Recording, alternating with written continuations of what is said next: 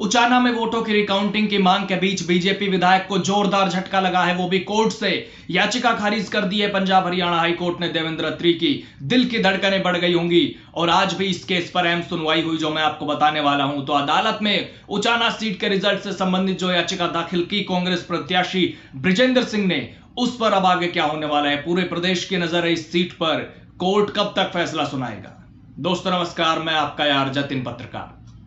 हरियाणा में जींद जिले की उचाना विधानसभा सीट पर चुनाव जीतने वाले बीजेपी विधायक देवेंद्र अत्री की जीत को चुनौती देने वाली चुनाव याचिका पर सुनवाई का रास्ता साफ हो गया है। हाईकोर्ट ने देवेंद्र अत्री की उस अर्जी को खारिज कर दिया है जिसमें उन्होंने ब्रिजेंद्र सिंह की चुनाव याचिका को कानूनी रूप से अनुचित बताते हुए खारिज करने की मांग की थी। यानी उचाना विधानसभा सीट पर 2024 के चुनाव में वोटों की रिकाउंटिंग पर रोक लगाने की मांग को लेकर बीजेपी विधायक देवेंद्र अत्री की तरफ से दायर याचिका को Punjab and Haryana high court ने खारिज कर दिया है। देवेंद्र अत्री ने कांग्रेस नेता ब्रिजेंद्र सिंह की संशोधित याचिका को खारिज करने की मांग की थी और दोनों पक्षों की दलीलें सुनने के बाद जस्टिस अनूप चिटकारा की कोर्ट ने 11 सितंबर को सुनवाई के बाद फैसला सुरक्षित रख लिया था, लेकिन कल इस पर फैसला सुनाते हुए अदालत ने देवेंद्र अत्री की याचिका को खारिज कर दिया, जो देवेंद्र अत्री के लिए बड़ा झटका है।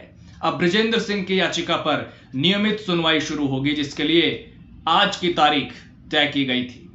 अब आरोप तय करने की प्रक्रिया हो सकती है कोर्ट में, जल्द इसकी पूरी जानकारी भी मैं आपको दूंगा। दरअसल उचाना विधानसभा सीट पर कांग्रेस प्रत्याशी के रूप में चुनाव लड़ते हुए ब्रिजेंद्र सिंह महज 32 वोट से चुनाव हार गए थे, जो 2024 में पूरे हरियाणा में सबसे छोटी हार थी, सिर्फ 32 वोट से। इसके बाद ब्रिजेंद्र सिंह ने चुनाव याचिका दायर करते हुए कहा था कि पोस्टल बैलेट पेपर जो स्कैन नहीं हो पाए थे उन्हें एक निर्धारित प्रक्रिया के तहत वीडियोग्राफी के बीच खोला जाना चाहिए, क्योंकि उनकी संख्या चुनाव परिणाम के अंतर से कहीं ज्यादा थी।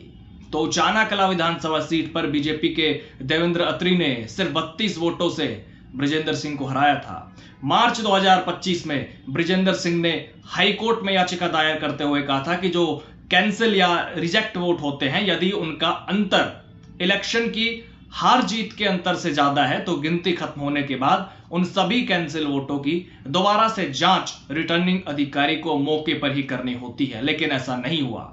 इस मामले में बाद में ब्रिजेंद्र सिंह ने अपनी चुनाव याचिका में कुछ और बातें भी जोड़ी थी, जिसके बाद बीजेपी विधायक देवेंद्र अत्री ने कहा था कि ब्रिजेंद्र सिंह की चुनाव याचिका को खारिज कर दिया जाना चाहिए, क्योंकि ये सुनवाई करने के योग्य ही नहीं है।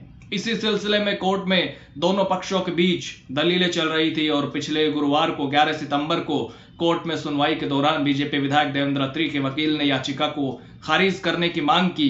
इसके बाद याचिकाकर्ता ब्रिजेंद्र सिंह के वकील ने देवेंद्र अत्री की दलीलों के विरोध में अपनी दलील पेश की। दोनों पक्षों की दलीलें सुनने के बाद कोर्ट ने अपना फैसला सुरक्षित रख लिया था और कल कोर्ट ने उचाना सीट पर 2024 के चुनाव में वोटों की रिकाउंटिंग पर रोक लगाने की मांग को लेकर देवेंद्र अत्री द्वारा दायर याचिका को खारिज कर दिया गया, जो देवेंद्र अत्री के लिए जोरदार झटका है, क्योंकि कोर्ट में अब मामले पर आगे भी सुनवाई होगी और ब्रिजेंद्र सिंह को नतीजे पलटने की उम्मीद जरूर होगी, इसलिए कोर्ट में केस भी किया।